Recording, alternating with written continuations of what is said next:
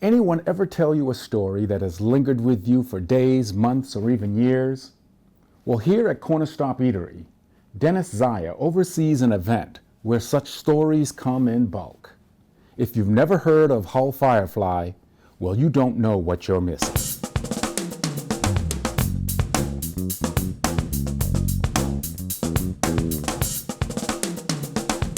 Hello, this is Joe Collymore with another episode of Close-Ups.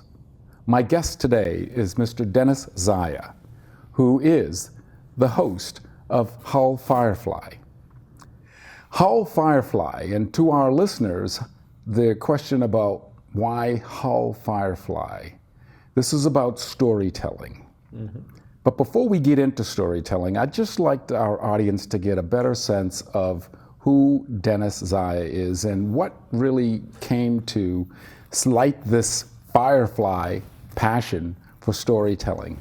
Tell us a little bit about yourself. Where are you from? A lot of questions there. Of course. How much time do we have? We've got enough time. Come on now. Well, seeing that we're in Hingham, there's going to be a lot of people watching the show that will remember me as their 8th grade science teacher at Central Junior High School. 7th and 8th grade, as a matter of fact. And I continue to see many of those folks and engage in conversations and remembrances and laughs with them. Many live in Hull, many still live in Hingham. Some are actually clients of mine who have been members of the school body at Central Junior High and at South Junior High when I was teaching there. And then I left school teaching and went into the business world.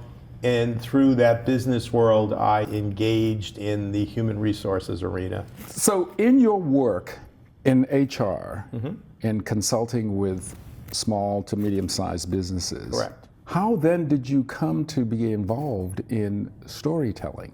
And is that part of the fabric of your consultancy? I think part of it is, any teaching environment, any consulting environment, the nature of the business is to be able to engage people in conversation and in dialogue and listen and be able to react. So I guess storytelling is part of the fabric, but I'm not so much as a storyteller as a facilitator of storytelling, encouraging people to tell stories. And the Hull Firefly emerged from a birthday party that some friends had, a woman friend had for her husband, and invited some friends to a Moth Story Hour slam in Boston at the Boston Convention Center, adjacent to it at Laugh Boston.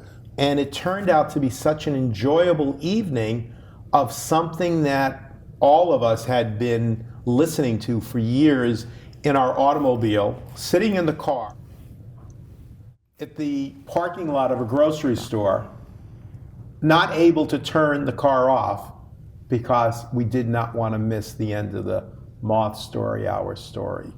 And it was so visceral that when we had the opportunity to go to this, we said, yeah, let's do it.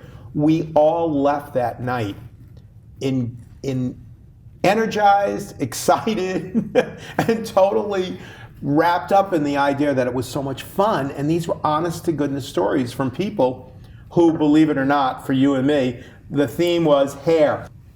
That was the theme that night. And we heard these people had no hair telling stories, people with wild hair telling stories, people who had gone through horrible trauma telling stories, the full gamut. And we had a vote, and those people would get sent on a training session to the Moth Studios in Rhode Island, getting prepped to do on stage that they record for the radio, which is the Moth Story Hour. And we had all been listening, so we were so happy to have had that experience. Driving back, we said, why can't we do this in our own town? And this is 5 years ago. Wow. A couple of months later, I said to my husband, we're inviting 40 people into our living room, and that's how we started. I invited 40 people. I knew I had 26 spaces. The first come, first served. You have to be prepared to tell a story, and the story was going to be about family. And it was going to be a 5-minute story. Wow. And that's how it started. Now, for our listeners who may not be familiar with the Moth, and it's interesting in that I have had many conversations with some of my own friends, some of whom are familiar with the Moth, and others have this blank look on their faces. Right. And as I understand it, the Moth recently celebrated its 20th year. 20 years. 20 years ago, they started it in New York City. And the idea was to get people who were a bit more, like yourself, professional actors and celebrities to come together and tell stories to create community. And I can't tell you who the fellow was that started the whole thing, because I don't remember that. But the idea was they invited people by handwritten notes, because this is well before email, and they would say, be here at this particular time, and there are only so many seats available. There'll be a waiting list if necessary. And they would fill the room, and they had invited specific people to come tell a story. So you might have, actor and a celebrity or a newscaster or some local, neighborhood person telling a story, and it started building and building and building over the years. And they have 2 volumes of books of Moth Story Hour stories that have been published that are just wonderful reads for people who like that kind of thing. And then it moved on to the radio, and it's been there, for I'm sure almost as many years as it existed. I attended my first Moth, I want to say at the Schubert in Boston, maybe 2-3 years ago. A friend invited me, and at the time I was like, well, it's storytelling, okay, let me just go. And I was really going more out of curiosity than anything. And after the second storyteller, I was mesmerized. I was smitten, if you will. I think the theme that evening was on, it was like a coming to America, immigration. And so you're hearing these individuals share their personal stories, their histories, some of which were quite humorous, others that were rather tear-jerking, leaving families and loved ones behind and struggling to sort of acclimate to the American culture and our things. But I came away thinking how incredibly brave these people were to step up on stage. And at the Schubert, we had to have at least close to 1,000 people in the audience. Exactly. I think each one got somewhere close to 5 to 10 minutes to share their story. Yeah. And at the end of the storytelling, people got to sort of vote. Yes. Yeah. Actually, they had judges. They had maybe 5 or 6 judges on stage who in turn voted. It was just incredible. Is this the kind of format that you adopted for Firefly? Pretty much so. The difference being that we don't vote. I brought that up to the group. We've been running this relatively democratically. I asked folks, what do you think about this? And we did a little vote, and it looked like people didn't want to have the voting happening. It was about 50-50, so I dropped it. But basically, we asked for volunteers to sign up to speak. So there's no selection going on, although that is sort of the next step, I believe, to always bring in 1 or 2 speakers who has something that they want to present along a theme. Our stories, we try to keep them to 5 minutes, and that seems to work. You've been there a number of times, and people are pretty good about it, and everything's casual with us. The Moth doesn't allow people to use notes. Sometimes people bring notes. I care that people are engaged, that they're telling a part of themselves. And you've been there on nights when we were crying and other nights that we were laughing. This most recent one, the theme was, it seemed like a great idea at the time. And I was just loving that. And we had about 13 people who told stories. Every single one of them had us in stitches that night, like they were professional comedians. And they were just telling a real life story. So you never know. How Firefly is held every other month. Thursday, the third Thursday of the month. Is that correct? Correct. So the next one would be in May. The third Thursday in May. Yeah, the third Thursday in May. Now, there's a process by which you use to sign up. Yes. Which opens up, is it the week prior to the event? And that's a replication of how the Moth operates. Okay. When you go to get tickets, when we went to get tickets to go to the Laugh Boston to see this show, that was our inspiration. We couldn't get tickets until the week before. I remember waiting. I want to make sure I get a ticket. Had to wait for the 7 days before the event to be able to buy the tickets. And so we adopted that, and we set up a website. Yes. And it's hullfirefly.com. Okay. And you go there the week before the third Thursday, so on the second Thursday of May, you'd go to that website and you'd sign up, your name and your email address and a question. Will you be a speaker, yes or no? And then that becomes our little list that we use when people come.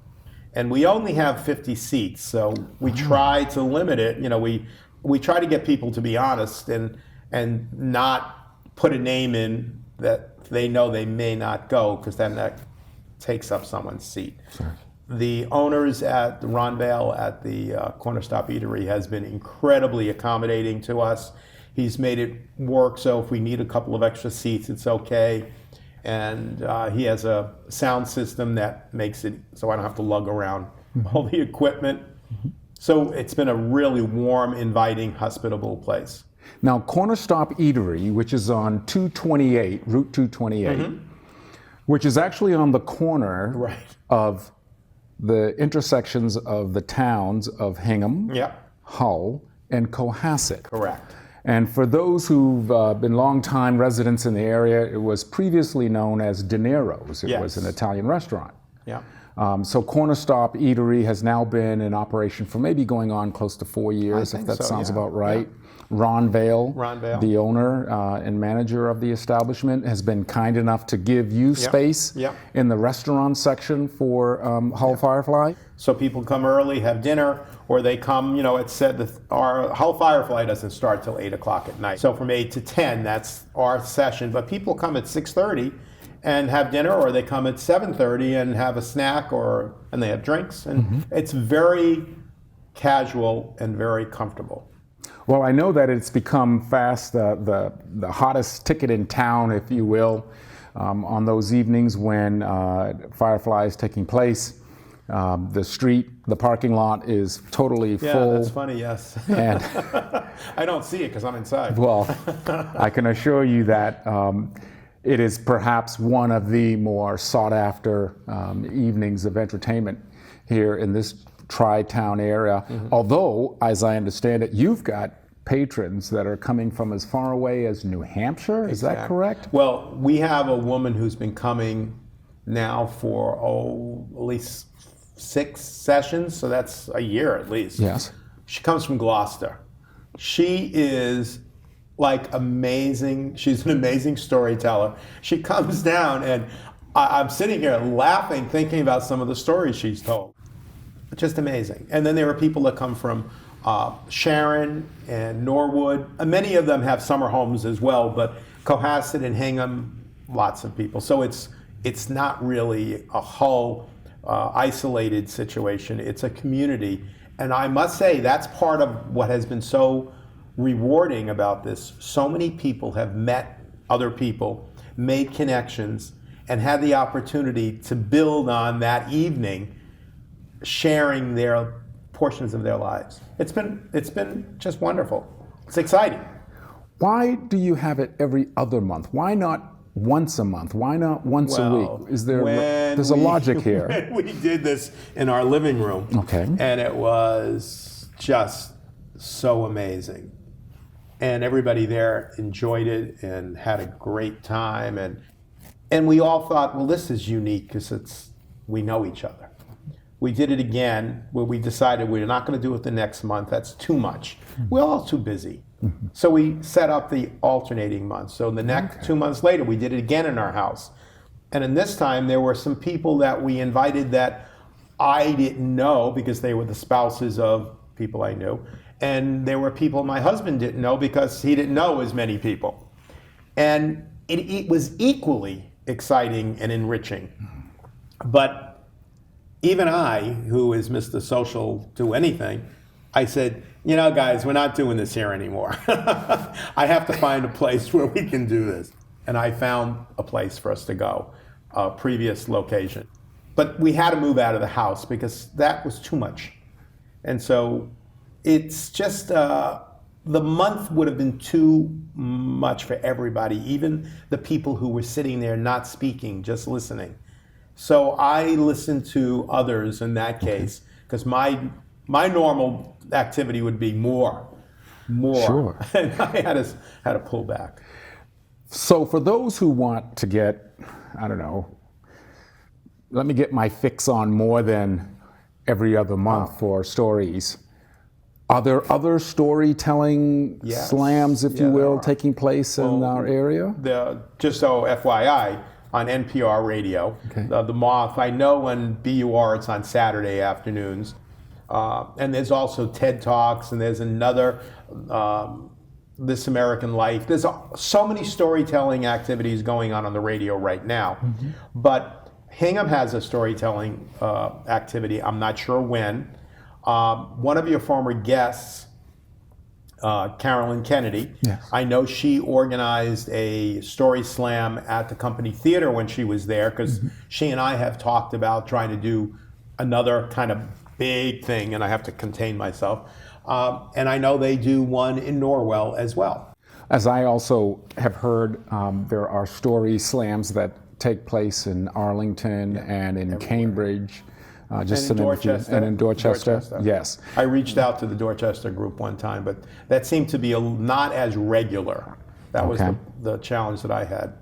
Now, for those who perhaps can't make it to Hull Firefly, but would love to hear some of the stories that have been told, have you been approached with the idea of perhaps recording, broadcasting? And what are your thoughts about that? What's your vision going forward for Hull Firefly? It's a great question, because it is something that I have thought a lot about, and you've helped to speed that along. But there have been a woman who is a sound engineer from Cohasset who has talked about the recording, and that was a conversation almost 2 years ago. So that was a little nervous for me, because I wasn't sure if people would be open to that. And then recently, in the last year, a podcaster who lives in Hull has broached that conversation as well. And each conversation, including the one you and I are having at the moment, make me think maybe it's time for us to start doing something that would sort of secure these for posterity, so more people could hear and experience this without having to go out on a school night on a Thursday night. So that's definitely a new thought. Thank you. Tell me a little bit more about some of your most memorable stories that you found, either for you personally or for your guests, to be either aha moments, cathartic type of experience. How much time do you have? If you were to give me your top two, what will come to mind? I can give you the top one that I use a lot when I'm telling people.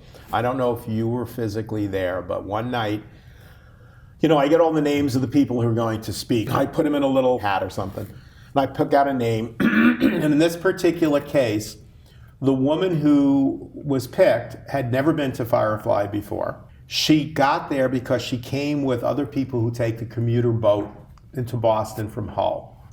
And so I was excited because it was a new face, someone I didn't know. I was eager to hear the story. And I believe the theme was silver linings. And she starts the story saying, I live in Hull. I'm originally from Newark, New Jersey. And I came from a relatively poor family. Nobody ever went to college, but we had, in the school system that I went to, some of the students were selected to be in a special science program. And we had a school teacher who, I think this must have been high school, who sort of nurtured us and encouraged us. And I ended up going on to college and getting a degree in chemistry. And then I got my graduate degree in oncology, and we stayed in contact with this professor all these years. And presently I work as a researcher in cancer research, blah, blah, blah.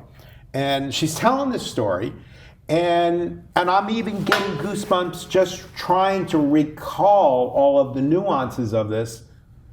And she's standing there talking to us, saying, and so we stayed in touch with him all these years, and because things got hectic, new kids, and moving in Boston, I called him to say, we haven't heard from you, and we would stay in touch at least once a year. And he says, oh, things have been sort of busy. My wife has been very ill, and she has cancer, and the cancer has been really, really severe. And she's telling the story, and most of us are starting to melt right there.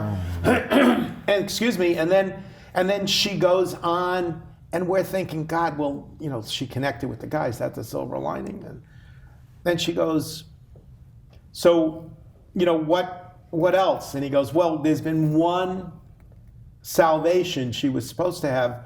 She's actually lasted another 10 or 12 months. It was a number, and it was due to a drug that kept her alive. Oh, wow. She worked on the drug. Oh, my. Honest to God. Joe, this is what happens every time I tell the story. She did that story to start the session. We all were like this. Yes. And everybody said, I'm not going. I'm not going next. Who wants to follow that? Oh, my. Wow. So she lives in Hull. She actually lives around the corner from where I live. She takes the boat every day. But what an amazing real-life story that was transmitted in 5 minutes. That, to me, was maybe my most favorite one, and I think it most likely is. There's so many, and now that you ask me that question, you make me realize we really should record them so I can go back, all of us can go back and re-look at those and re-hear them, because she knocked our socks off, and you thought, oh my God, how amazing, what a silver lining that was. Wow. I'm reminded of a story that I heard my good friend Pat Bianco, who is an outstanding storyteller, and she shared among her stories one that stuck with me, which was sharing about the lost ring. Oh, that was so beautiful. Oh my goodness. That was so beautiful. If I were to take anything away from that story, it's the importance of just how fragile life is, how some of the most innocuous and subtle of things, such as a ring that's lost in shag carpeting 25 years ago, only to be rediscovered with a new partner. Right. And I mean, it just had so many symbolisms embedded in that. And I personally feel that for those who may be sick and shut in, and can't physically get to the corner stop eatery, valid. It's all valid. You're right. and would appreciate not only from an entertainment value, but just so far as connecting to the human spirit and hearing many of these types of stories. And there's one other I want to share with you, only because I think it also illuminates another piece of this puzzle. When we started this, we thought the intimacy was a function of the people in our living room knowing each other. I always thought that people were going to share things because they knew each other. Because people in those first few sessions, who I have known for 10 or 15 years, were telling stories that I had never heard, even though we socialize and spend so much time with over that period of time. And then I came to realize that the reality is the things we talk about when we're having dinner together or when we're doing things together are not the stories of Hull Firefly. They are the day-to-day, what did you do, where are you going? You're not sharing pieces of yourself. And the Hall Firefly offers people and others to experience portions of people that they've known forever they didn't know about. And that was great. So here you have one day we did it in our home for 2 times, 3 times, I can't recall, hearing all these stories, thinking, we're going to move to a bigger venue in a restaurant. No one's going to say anything. I think one of the first ones we had in another bigger place before the corner stop, a woman volunteered to speak. She wasn't even on the list to speak. And she, in front of 50 or 60 people, told the story of how she was an abused wife. And this was someone I knew, and again, had spent tons of time with, and never knew any of this. Wow. And it was like, and I, we always have a talk back at the end of it. And so I asked that person, as I addressed the entire audience, I said, I've known you all these years, I never knew this. And I'm wondering, I always thought that the intimacy would be lost with people you don't know. And she responded, no, Dennis, it's easier. That's an interesting point. Yeah. You find yourself sometimes on an airplane flight, long train ride on Amtrak, and you've got time and you're sitting beside a total stranger, and you find yourself sharing things about yourself that you would not necessarily just share with a stranger, let's say on an elevator or whatever. One of our regular storytellers, who you've been there, he told the story, I don't know what the theme was. He told the story of being on an airplane and a family was told they had to leave because the father was an airline employee but did not dress properly because he was on a pass. Remember that one? Yes. And he could not get on the plane with his wife and the 2 kids. And our speaker was actually watching this happen, and he knew that the guy was going to get turned away because of this rule. And so while they were engaged in the aisle, he got up, went to the men's room, and took his pants off and brought them. He came out in the aisle of the airplane in his skivvies and gave the guy his pants so he could get on the flight. Honest to God, he had us. You remember? You were there. We were dying. We couldn't have laughed any louder. It was so extraordinary, and honest, and true, and beautiful. I do remember that story, and it was hilarious.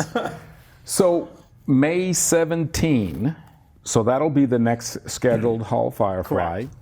And the sign up, if you will, is on the Thursday preceding that. That's May 10. And they can go to hallfirefly.com, and you have an opportunity to just reserve a seat. Yeah. How many seats? There's 50 seats. And how many can you, if I wanted to bring a guest or if I wanted to bring friends, what's the maximum number? If anybody who wants to go, you would sign up with your name and your email address. But if you wanted to bring a guest, you can either have them put their name in, or you can put their name and your email address. The point is, we really want to make sure just one entry per. Okay. You can't sign up for 2 seats. You have to do it twice. Understood. So that's taken us a while to work out, because again, we're trying to do this. There's no money exchanged here. I put out the few dollars that are necessary for a little ad every once in a while, or to pay for the website, but otherwise it's all volunteer. People helping out, do stuff, and the newspaper has been good about putting stories every once in a while. Something like this would get more people interested too. So I appreciate having the opportunity to share my story. Well, I appreciate your sharing your story with us as well. Beautiful. Thank you, Dennis. Thank you very much.